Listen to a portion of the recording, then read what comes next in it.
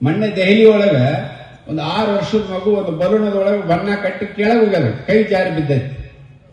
ಕೈ ಜಾರಿ ಬಿದ್ರೆ ಅಲ್ಲಿ ಹೋಗಂತ ಹೆಣ್ಮಗಳು ಬುರ್ಕಾ ಹಾಕೊಂಡು ಹೋದಕ್ಕೆ ಅಸಲಿ ಮುಸಲ್ಮಾನ್ ಅಲ್ಲ, ಕನ್ವರ್ಟ್ ಆಗಿದ್ ಲವ್ ಜಿಹಾದೊಳಗೆ ಒಂದಿಷ್ಟು ಬಣ್ಣ ಸಿಡಿತೈತೆ ಆಕಿ ಬುರ್ಕಾ.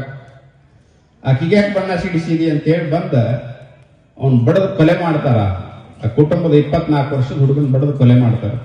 7 ಮಂದಿ ಕೂಡಿ 7 ಮಂದಿ ಯಾವ ರೀತಿ ಬಡಿತಾರ ಅಂದ್ರ ಬಡಿಗಿ ಎಲ್ಲಾ ತಗೊಂಡ್ ಬಡಿತಾರ, ಡೊಕ್ ಓದಿತಾರ, ಸಾಯಿತನ ಬಿಡುದಿಲ್ಲ. ಆ ಹೆಣ್ಮಗಳು ಯಾರು ಹಿಂದೂ ಹೆಣ್ಮಗಳನ್ನ ಕನ್ವರ್ಟ್ ಆದಕ್ಕೆ ಲವ್ ಜಿಹಾದೊಳಗೆ. ಅಂದ್ರೆ ನಮಗ ಮುಳ್ಳಾಗುವಂತ ಸ್ಥಿತಿ ನಿರ್ಮಾಣ ಆಗಿದೆ.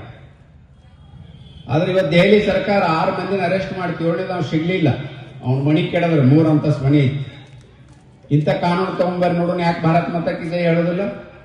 UP ಒಳಗೆ 21 ಕೋಟಿ ಅದಾರ. ಅದ್ರಾಗ 21 ಕೋಟಿ ಪೈಕಿ 40% ಭಾರತ್ ಮಾತಾ ಕಿ ಜೈ ಒಂದೇ ಮಾತ್ರ ವಿರೋಧ ಮಾಡುವಂತವ್ರು ಇದ್ರು. ಒಬ್ಬ ಸನ್ಯಾಸಿ, ಭ್ರಷ್ಟಾಚಾರ ಇಲ್ಲದಂತ ಒಬ್ಬ ಸನ್ಯಾಸಿ ಯೋಗಿ ಮುಖ್ಯಮಂತ್ರಿ ಆದ್ಮೇಲೆ ಎಲ್ಲ ಸರಿಯಾಗಿತ್ತು. 40% ಇದ್ರು ಸುಮ್ಕೊಂಡು ಸರ್. ರಾಜಕಾರಣಿಗಳ ಹತ್ರ ಎಲ್ಲಿ ಶಕ್ತಿ ಇರ್ತೈತೋ ಅಲ್ಲಿ ಕಾನೂನು ಪಾಲನೆ ಆಗ್ತೈತೆ. ಯಾವ ಅಸಹಾಯಕ ರಾಜಕಾರಣಿಗಳು ಇರ್ತಾರೋ ಅಲ್ಲಿ ಕಾನೂನು ಪಾಲನೆ ಆಗಕ್ಕೆ ಸಾಧ್ಯನೇ ಇಲ್ಲ.